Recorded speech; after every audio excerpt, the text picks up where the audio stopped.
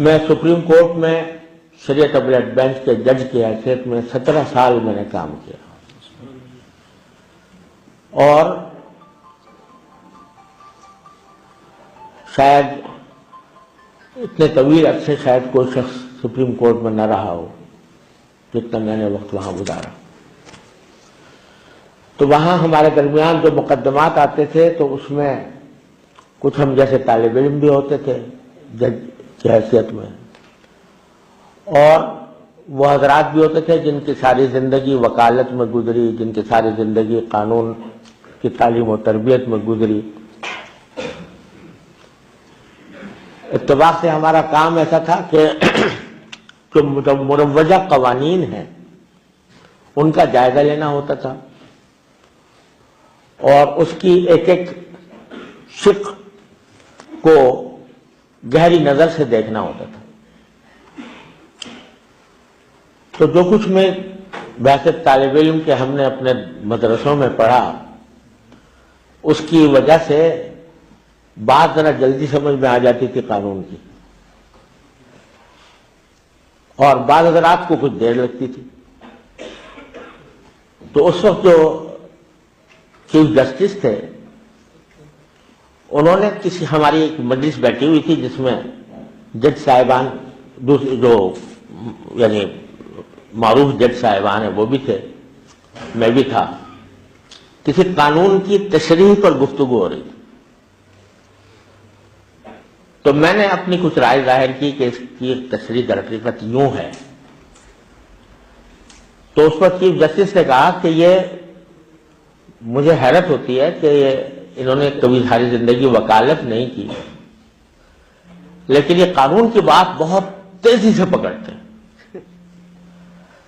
تو ایک دوسرے جج صاحب وہاں موجود تھے، انہوں نے کہا کہ ہاں انہوں نے LLB کیا تھا اور سیکنڈ پوزیشن کے ساتھ کیا تھا۔ تو میں نے اس پر عرض کیا کہ یہ LLB کی وجہ سے نہیں ہے، در حقیقت اس وجہ سے ہے کہ میں نے ہدایہ پڑھی ہے، اور الحمدللہ سمجھ کر پڑھی ہے۔ تو اگر میں کوئی قانون کی کوئی باریک بات اللہ تعالیٰ میرے دل میں ڈال دیتے ہیں تو وہ LLB پڑھنے کی برکت سے نہیں ہے۔ LLB میں نے اس طرح کیا تھا کہ امتحان سے صرف 1 مہینہ پہلے چھٹی لے کر، دارالعلوم سے چھٹی لے کر 1 مہینہ پہلے میں نے اس کا مطالعہ کیا تھا، اور پھر LLB کیا۔ مجھے احساس کمتری تھی کہ سارے لوگ سارے سال پڑھتے آ رہے ہیں، میں نے 1 مہینے کے اندر پڑھا ہے، تو جب امتحان ہوگا تو دوسروں کے ساتھ کیسے چل سکوں گا۔ جب وہاں امتحان سے پہلے جہاں طالب علم بیٹھ کے ذرا آپس میں مذاکرہ کرتے ہیں، جب میں وہاں پہنچا تو کچھ مجھے اندازہ ہوا کہ جنہوں نے سارے سال پڑھا ہے تو وہ بھی بعض اوقات وہ بات نہیں سمجھ پا رہے ہیں جو اللہ تعالیٰ نے مجھے سمجھا دی ہے، اور جو امتحان کا نتیجہ آیا تو میری سیکنڈ پوزیشن تھی۔ تو یہ در حقیقت اس وجہ سے نہیں کہ میں نے ہدایہ پڑھی تھی، اور الحمدللہ فقہ اور اصول فقہ سے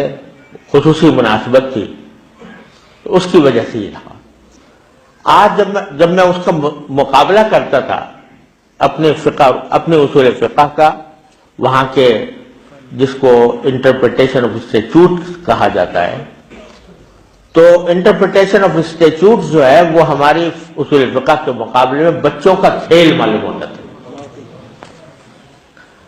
لیکن افسوس یہ ہے کہ اس عظیم ذخیرے سے، اس عظیم ورثے سے ہماری اکثریت ناواقف ہے، اور اس میں شاید ہمارا بھی بڑا قصور ہے کہ ہم ان تک